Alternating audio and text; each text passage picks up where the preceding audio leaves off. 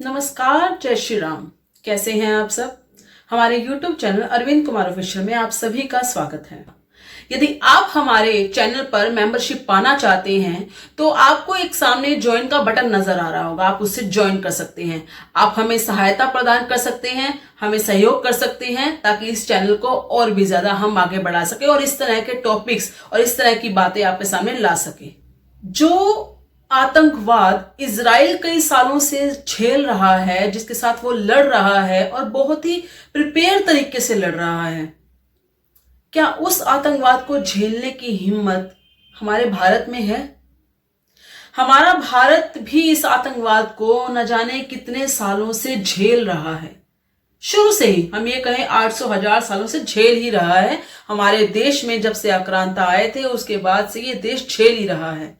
हमारे देश में कितने ही लोगों ने उन्हीं के दबाव में आकर अपना धर्म परिवर्तन किया, धर्मांतरण किया और आज वही मुसलमान बनकर बैठे हैं। यही कहेंगे क्योंकि वो कहीं ना कहीं कन्वर्टेड हैं। जो भारत में थे वो सनातनी थे, लेकिन वो कहीं ना कहीं किसी दबाव में आकर कन्वर्टेड हो गए और आज वही अपने आप को न जाने क्या ही समझते हैं। खैर, वो तो चलो बात ही अलग है। अब देखने में यही आया है कि उनकी जो सोच है वो इतनी ज्यादा बिगड़ चुकी है कि वो ये भी नहीं सोचते वो जिन्हें परेशान कर रहे हैं या जिन्हें नुकसान पहुंचाने की कोशिश कर रहे हैं वो उन्हीं के कहीं ना कहीं भाई रह चुके हैं। अब जो भारत में थे वो सनातनी थे। इजराइल जिस तरीके से उनके साथ लड़ रहा है वो एक आतंकवाद के साथ लड़ रहा है और उनकी पूरी स्ट्रेटजी को समझकर लड़ रहा है। वो जानते हैं कि आतंकवादी किस तरीके से आते हैं, किस तरीके से परेशान करते हैं और किस तरीके से वो बाद में अपना एक रोना दिखाते हैं। कहते हैं कि कैसे वो विक्टिम कार्ड खेलते हैं, कैसे वो बाद में अगर उनके ऊपर कोई कार्रवाई की जाए तो कैसे वो बाद में रोते हैं, चिल्लाते हैं, अपने बच्चों को आगे करते हैं। ये सब इजराइल झेल रहा है और जानता भी है। ऐसा ही भारत में भी होता था।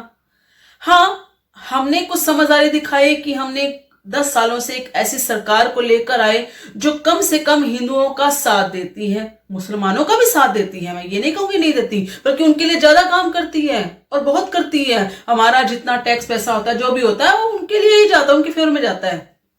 ऐसा इसलिए क्योंकि कानून भी उनके फेवर में आते हैं। ऐसा इसलिए क्योंकि पिछली जो सरकारें रह चुकी थी उन्होंने हमेशा से ही मुस्लिम मुस्लिम मुस्लिम ही किया है, हमेशा से ही उस कम्युनिटी को साथ दिया है, हमेशा से उस कम्युनिटी का कहीं ना कहीं फेवर में रखा है। हिंदुओं के बारे में कभी सोचा ही नहीं। हिंदू मरे जिए कुछ मर्जी करे, इतना मर्जी पीड़ित हो, उन पुरानी पार्टियों ने कभी नहीं सोचा उनके बारे में। अब जिसे हमने सरकार चुना वो भाजपा कहीं ना कहीं हमारे बारे में भी सोचने लगी है। कहीं ना कहीं वो इस धर्म के बारे में, इस धर्म के लोगों के बारे में भी सोचने लगी है, इसीलिए बराबर रखती है। सीधी सी बात है। मैं ये नहीं कहूंगी कि भाजपा बहुत अच्छी पार्टी है, बहुत कुछ सोचती है, नहीं। कहीं ना कहीं मैं तो ये कहूंगी कि सेकुलर है, इसीलिए।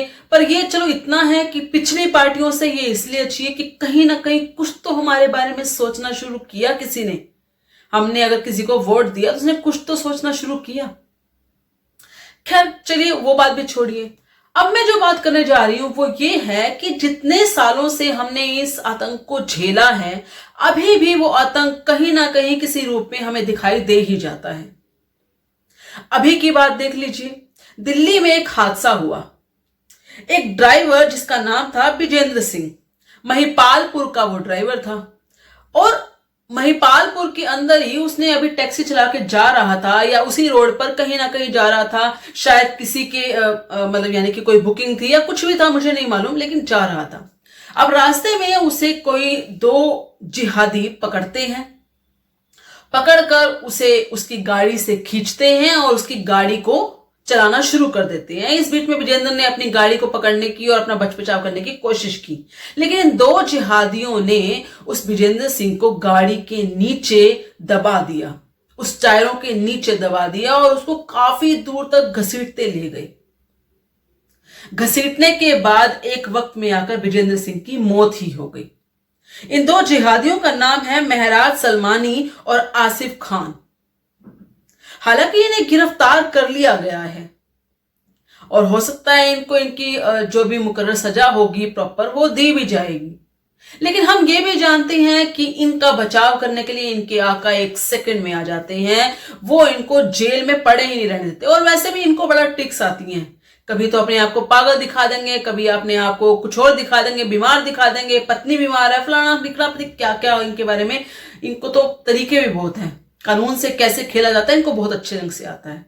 लेकिन जिसकी जान गई उसका क्या, उसके बारे में कोई नहीं सोचता। वो बेचारा इंसान, वो अपने परिवार का, वो हिंदू अकेला कमाने वाला था, उसकी पत्नी उसके बच्चे सब रुल गए, सब अनाथ हो गए, क्योंकि उनका एक इकलौता कमाने वाला, या ये कहें कि चलिए कमाने वाला ना भी होता, कोई ना भी हो, लेकिन फिर भी कहते हैं ना, एक जेंट्स की जो छाया होती है वही बहुत होती है घर परिवार के अंदर। वो गया ना, उस माँ का वो बेटा गया, उस पत्नी का वो पति गया, उस बच्चों के वो बाप गया। क्या कसूर था उसका, अपना काम ही कर रहा था। यहां बात आती है कि यहां पर कहां हिंदू एक आता है, यहां पर बात आती है कि यहां पर कहां सरकार हमारे साथ आती है। जिन्होंने गलत किया सजा उनको मिलेगी नहीं मिलेगी कोई फर्क नहीं पड़ता, लेकिन जो मर गया उसका क्या, उसके परिवार का क्या, उसका कसूर क्या था? अपनी ड्यूटी कर रहा था ये उसका कसूर था, या उसके पास हथियार नहीं था ये उसका कसूर था? जिन जिहादियों ने उस इंसान को, उस ड्राइवर को पकड़ा, हथियार के बल पर ही पकड़ा, या ये कहें दोनों ने मिलकर दबोचा उसको। ऐसा तो नहीं कि ताकत उसके अंदर नहीं रही होगी। अगर विजेंद्र सिंह ने अपने आप को बचाने की कोशिश की, गाड़ी के नीचे आया, तो कहीं ना कहीं उसने भी जोर तो लगाया ही होगा। आपका इस घटना पर क्या कहना है, कृपया करके अपने विचार कमेंट में जरूर बताइएगा। इस वीडियो को लाइक और शेयर जरूर कीजिएगा। धन्यवाद। जय श्री राम।